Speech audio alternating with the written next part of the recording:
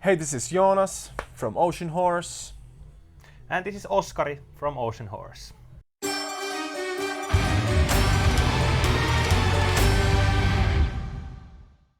Really good and working hard on the album instead of shows, which is, you win some, you lose some. Yeah, we had actually a band practice just today because we are preparing for the album release show in On the Rocks. And it's going good. Back to some metal. We finally felt we had, the firepower to prove our words. We had the songs and we had the whole kind of, thing going on that people were expecting the album so much already. And also, of course, we found the perfect people to work with in Noble Demon and or also our team in Gingervine and yeah. Yeah, we did the live album first, and pretty like after that, the COVID kind of came, and that actually pushed us a little bit more to do the actual album. So that was certainly part of it. Yeah.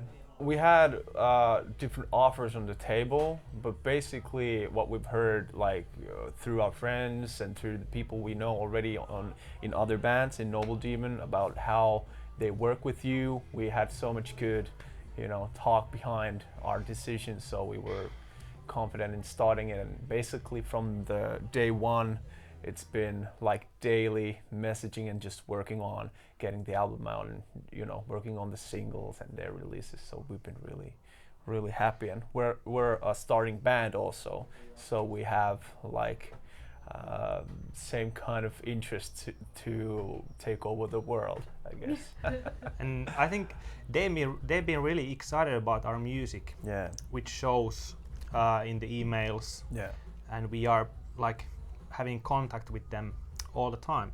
Yeah. So that was a good thing for starters, that they really respect our music and want it to be released by them. Yeah. So that's kind of main reason, I think. And I think some guys have been in Nuclear Blast. Yeah. And they have some history Yeah. doing this, so felt good. Yeah, it was the first reactions to the kind of demos we send in that they were so excited about it. So that was kind of a good. They were excited to release some proper heavy metal. I Yeah, think. some heavy fucking metal. New songs, of course. We released many songs already, and even did some remakes. Yeah. For example, The Damage. That song we released on the live album, but we felt like it should be done in the studio as well. So it kind of, the song needed it to be like that. And basically we wanted it to be an experience, the whole album, so it wouldn't be like a collection of singles. So we have all that, like when you start the album, it kind of takes you on a ride. So it's not just one-off songs here and there, but it's kind of this, ride. You can pick songs, but basically it's the whole album is taking you on like what it has the same elements also what we do live, like bass solos or guitar parts. And So do you think the storyline goes like yeah, through the it's album? a sonic storyline. Yeah. Basically because of the whole COVID situation, we started it like part of the songs have been recorded the same way we've done like live sessions and all that, but then we did like 3 songs that way, and then the next wave of COVID hit, so we decided to build our own studios, and our own studio is basically at our we did it at our practice place and set it up. So we did it. We've been recording and rehearsing even a hell of a lot more than usually, and as is, the band we live at the practice place, so we've been really living there now. So we did this like sessions to get the best takes of each song like live, and then we did the drums like on top of those best takes. But yeah, you can tell a bit more about that. You know, we started from the drums. So. Yeah, so it comes to the fact that all instruments in our rehearsal place, Horse Ranch, they are mic'd up all the time. So I'm anyway demoing everything we do there. So we get a lot of takes of songs, we jam ideas, and then we found the sound is pretty good as long as we get a good mixer to actually mix them and good mastering. So then we just decided to record most of the songs at our place, and I recorded them. As you said, yeah, we did the first, actually some demo takes of the songs, then I replaced the drums of those to get this more clean sound. But there is the element of playing as a live band, because I played to the tracks that we did live. So there's no click, there's organic feel, there's the rawness. So I think we achieved that to record actually. We wanted to have that same feel throughout, even if it's differently recorded. So. Yeah, it's like 100% Oceanhoarse. Yeah. That's yeah, and also a big shout out to Jesse Vainio for our kind mixer. of you know, catching that. Yeah. Vibe. Why did you decide to go with him for mixing? I think he did a really good job with Wheel in the first place, and I think he did Smackbound and some bands that we know the people of and dig the music. Yeah. So it came all down to that, I think. Yeah, and an interesting viewpoint to our music and metal, because he's done a lot of different kind of work with different kind, not just, you know, he's not a heavy metal mixer. Not only. Not only, but he knows how to put some energy to it.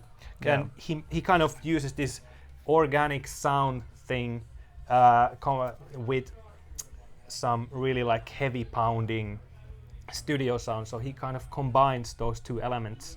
That's exactly what we need actually. Yeah. We need some good power but some live elements. Yeah. So that's that. Yeah, we redid the whole Intruder song actually. Yeah. Well, on my part, I wanted to have my vocals, my thing on that song because I love it. So it's a great song on the album, great song live. So yeah, I just wanted to put my best effort on that. That song kind of needed the remake to be able to be part of our Joonas sound actually. Yeah, and of course the album, because it's just differently recorded. Yeah. So The to song- get it on the album, we wanted to be sonically kind of the same. One of the songs that kind of deserved to be on the album, on the studio album, for everybody to enjoy. That we actually did Fading Neons again, Oh yeah. which is actually coming as a bonus track Okay. Yeah. in the Japan version. Yeah. So we did that as well, and I'm stoked about that Yeah, one. me too. Because Yeah. we love the song, but it's a bonus song this time. Yeah. So you will hear it later. Shame. Yeah. Damn Japan. They will hear it first. Yeah. Yeah. Yeah, but it came out great. When we think about our later, or our other releases, it was kind of this train of a song. The whole riff is just, you know, so It's so tanky. So yeah, it's like a tank of a riff. So we felt like it was so good and so different that we wanted to work on it, and the way it came out was like amazing to us. We really loved it and felt like this should be, because it's a different color of our band, and it kind of has that, like the riff has that bend in it. It's like kind of an Alice in Chains kind of thing. So we wanted to bring also those parts out. It's a slower song, but the heaviness of the riff and the groove makes it metal to me. Yeah. And such a joy to listen to, one of my favorites. And just because of the raw fact that I think it hits you. That's the one single thing I appreciate the most. Yeah. If some song just starts away and then takes you.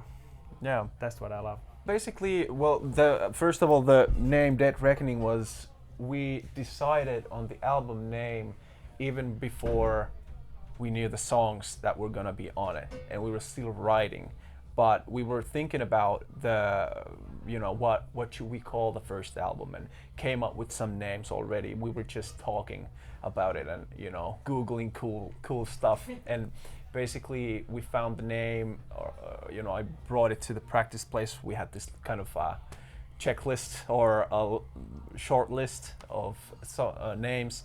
So we decided on Dead Reckoning, and it comes from. We just need something that is something to do with the sea, like Oceanhoarse anyway. And it means diving without your gear, your whatever, It means clocks that and stuff. Or it can mean navigating. Blind. The seas, blindly, I guess. Yeah. So it's a sea theme. So we kind of had that already, and then the songs and the lyrics came up, and decided on what songs are going to be on the album. So we didn't have that as a title for a song. So, but we still felt that that's kind of an official, or it should be a part of the record, like sonically also. It's Ben's brothers. He made it. Oh yeah. And so we need. I think Mastodon did this many times. They actually build some art and they take a picture of that and use it as a cover. So I don't know if the idea came from that, but it anyway came from doing something new. Yeah, and something kind of have more physical. Yeah, because then you get more depth to the thing, and looks cool to me. All I know, and a piece of art looks brilliant. Yeah. When you put some light to it and then check from the right angle, you see how it looks on the album cover. Yeah. So that's that. It's a good channel to do your thing artistically, and if it fits into our theme or whatever it is, we always want to encourage to just, try and put it out there. And one fact, we don't use our time to too much anything else than band things, and that gives us time to really do some art and jam with ideas, visual ideas, which makes it the thing richer, because then you can contribute yourself, and you don't have to use that many artists, though we use some artists, but this time wanted to do something by ourselves. Yeah, and it's cool to have that thing kind of in-house. You don't have to try and call different artists to do this and that and try to give out your vision, because lucky for us we have the talent in, so it's really cool to get it straight from the visionaire. Because for example, so much effort was put building this Axel CD package, which is having many colors in it. You can see a little bit of green here that just pops. Then you have some picture from Japan, which was pretty red to me. Then you got violet, dark-ish brown. You got this. The actual album cover is green brown. Yeah. When you shed some light on it. And also like different artwork and pictures and all that stuff in there. It's like a scrapbook of our, scrapbook and a story, kind of where we started up and when got to do this album and got it ready. It's kind of that whole journey. Yeah, and the booklet is cool. When I got this in my hands, I was so excited. Yeah, we were happy. Just every page, it gives you something. There's always those pictures. I remember watching like Pantera's albums or whatever. It gave you kind of a story behind the album, or Guns N' Roses or whatever. There's pictures of like it's documenting their kind of story. So it's really cool. Yeah. It has that vibe. There's a story, because there's already been like more than 3 years with this band, this current lineup. Yeah. So we needed to put some really big effort to this album and give some visual things and really give some more. Maybe I would say, let's see. Okay, one with the gun is my favorite anyway, and Reaching Skywards, because those two songs play as a duo to me. That fourth and the fifth song, they played so good together. I'm stoked to be able to play those 2 songs. I don't know if we're gonna play those like as a duo on the on our album release gig, but those 2 songs always get me. I would say Fight for Tomorrow. Yeah. That's one of my favorites. Just the energy of it is unmatched. It's really good. I love it. You like the Judas Priest side of that? Yeah. Straight up Oceanhoarse. Many new songs, you know, and always some gimmicks. Will, you know, And 2 great. buy your tickets. Yeah, and Varjola and Tyro are playing. Yeah. And so really nice to have them with us. On board. Yes. Yeah. So we're just looking forward to play new songs and raise the glass with fans. Yeah.